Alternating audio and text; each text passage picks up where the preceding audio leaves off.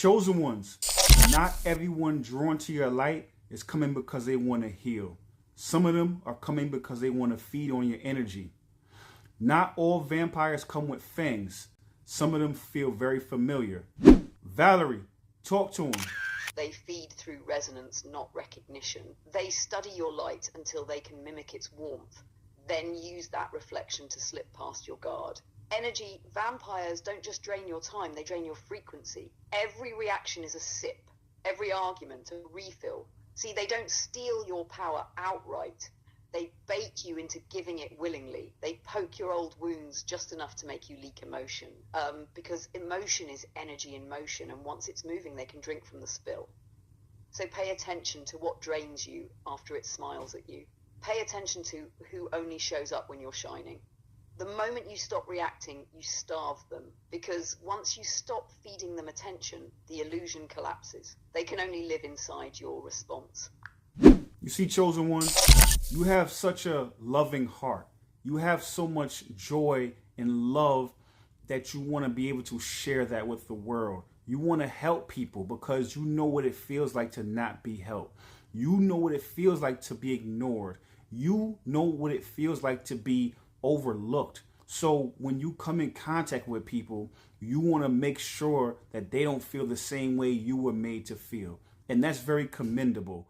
But you see, chosen one, there's these energy vampires, and they don't care about, your love and light. They don't care about your love and light. They don't care the fact that you are offering them the medicine for what ails them, and also that medicine you had to create from going through the pain and getting bitten yourself. And you transmuted that snake poison into snake anti-venom. And now that what you're giving them came from your blood, sweat, and tears. It came from your misfortunes. So now that fortune you're giving them, it comes through love. That wisdom you're giving them comes through your pain. So it should be valued even more. But you have to understand, everyone that comes around you is not trying to heal. Some of them enjoy the mask. Some of them enjoy the persona of being the wounded one. Valerie, talk to him.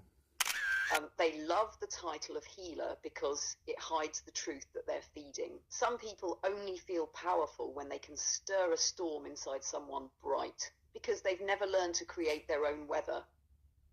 They study the soft ones, the givers, the ones who still believe that love can fix what darkness built. They enter through your empathy, wear your language like camouflage, and call it connection. But it's consumption. Energy vampires don't just take your joy, they borrow your identity until you forget who's who. Every let me vent, every silent expectation, every guilt trip is an open vein.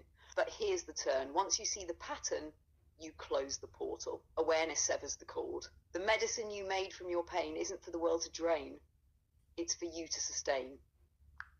You see, chosen one, you can't let your loyalty be an anchor. You cannot allow your loyalty to become an anchor. So when you see these people that are wounded, you want to help them. When you see these people that are wounded, you want to help them. They identify with their wound. They identify and personify their wound, and they wear it as a mask. So now the reason why they do that is because of multiple reasons. They have identified so much with their mask that they forgot who they were. So they see you, and they see you, and they see you in your love and your light and your power, and they become envious of that. So now when you're trying to help them, in their mind, they're thinking, wow, this person thinks that they're better than me. This person is looking down on me, because they've never known what it feels like to have someone help them, truly help them, just out of the goodness and kindness of their heart. So they look at the world the way they would look at it, as far as looking down on people. So when you're trying to help them, they are secretly envying you, and they are secretly resenting you. They try to adopt your persona. And then now for them to fully integrate and adopt your persona, they have to destroy you in the process, because if people see you and them, they'll realize one is the doppelganger. So now they have to destroy you. It's a symbiotic type of relationship where they have to destroy the host, and you are the host. So the reason why we're breaking this down is because I want you to understand the intricacies of how this mind works, because I know how your mind works. Your mind doesn't think like that. It's like thinking in another language and also thinking backwards in another language at the same time. You know what I'm saying? And I understand that. Or if I explain to you how they think, then now you can really see it. And it's almost like you have to think in another way, because you're not thinking from insufficiency. You're not thinking from those type of lower chakras. You're not thinking from lower energies like that. But that's how they're thinking. And you have to be able to protect yourself from that by not playing the game. Just by you showing up is enough. You don't have to overextend. You don't have to overgive, because when you do that, you're giving them something to tether onto, and they will drain and feed and drain your light and resent you in the process. And you'll be standing there wondering why. Valerie, talk to him. That's the parasite's paradox. They envy the light they feed on.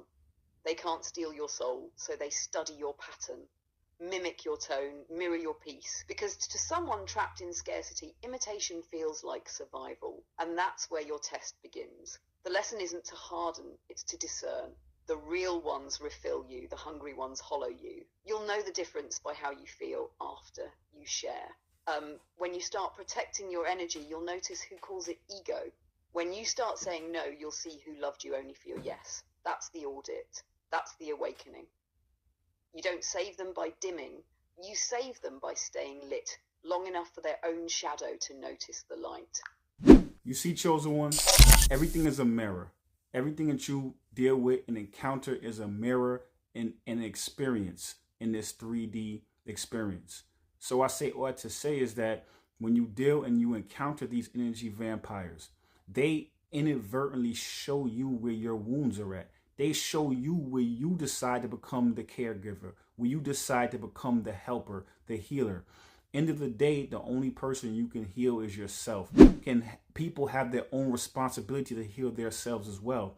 So when you embody healing, when you embody love, when you embody these things, people observe that. And even if they would like to, feed on that energy, what that does is it turns them in on themselves and allows them to be the healer of their own self. It allows them to be the hero in their own movie. So by you doing things inside out, not outside in, you actually allow them to, yes, they're going to feed on you because that's what they do. They feed on other people. But the only thing they're going to learn from feeding upon you is self-sufficiency. They're going to learn self-love. So the best thing you can do is embody that and then allow them to feed on that, not feed on you giving, not feed on you, draining yourself, because the more you give and the more you give to them, the more they will feed and the more they will drain you and the more they will try to, become your doppelganger. Valerie, talk to him. Yeah, because at that point your light becomes medicine, not a meal. When you stop performing love and just are it, the mirror turns inward for them. They either rise to meet it or recoil from it, but either way, you stay whole. Every interaction reveals which part of you still leaks energy trying to earn connection. The vampire only finds an opening where you doubt your worth. So every test is an invitation to seal a leak. You teach by existing, not by exhausting. You heal by staying regulated while others reach for chaos. And when they realize they can't hook into your pain, some will fall away. But a few will learn self-sourcing just from watching you hold your center.